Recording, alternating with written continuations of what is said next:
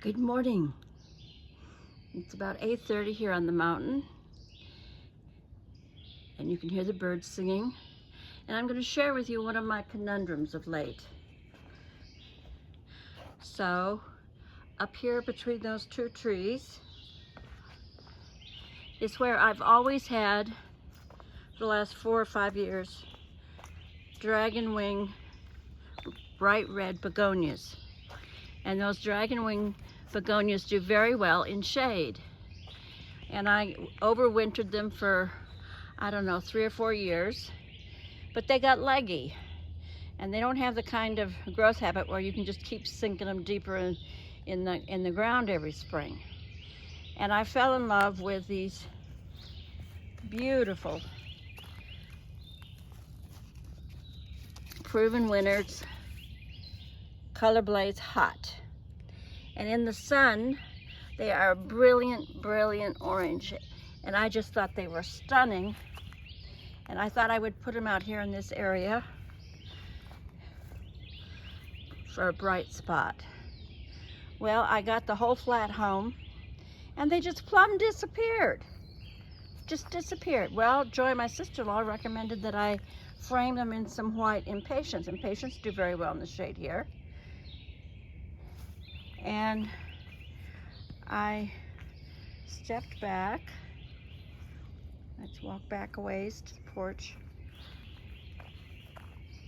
I think I might put them behind the water feature, but I don't know how I'm going to make them show up, but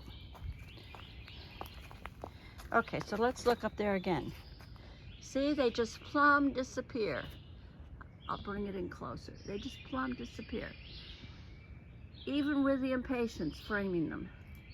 You remember I had the same problem with my coral bells disappearing into the soil. Once they get grown in nice big rounded habit, they will, you know, they'll all fill in and look like a patchwork quilt.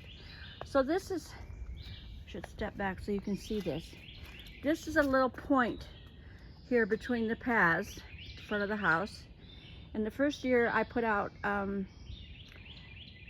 caladiums that were this color of green and white.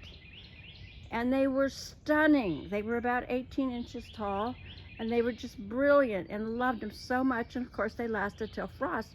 But the thing is, they didn't really, you know, they didn't really come up till like June. You know, and we have our growing seasons maybe 6 months.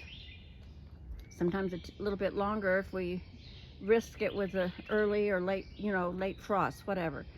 Well, so look at these hostas, kind of mimicking the same thing, and I love them. And they come back, and you see they come back maybe the second week of April, and they're just such a bright bit of color.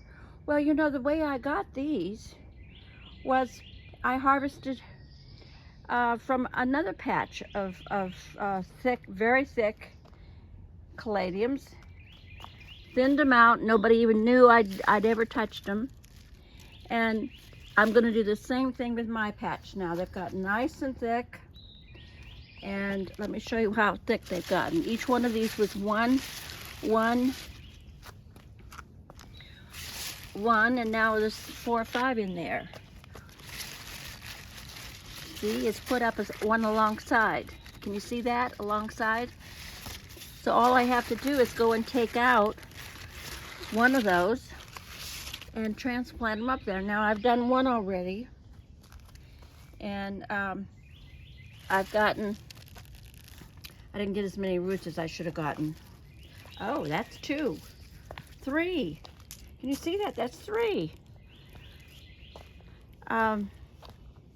I ran into an irrigation line, and it was jiggling the plants, you know, 3 feet away, and I had to go in and dig to find the irrigation line.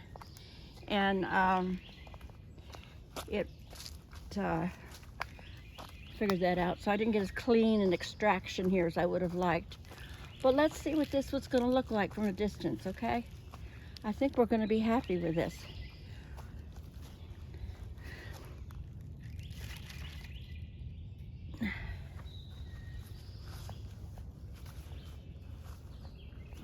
God, look at the yard.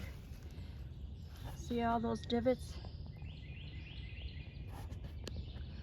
That's from the bears walking across the property. They're benign. They're not a threat, okay?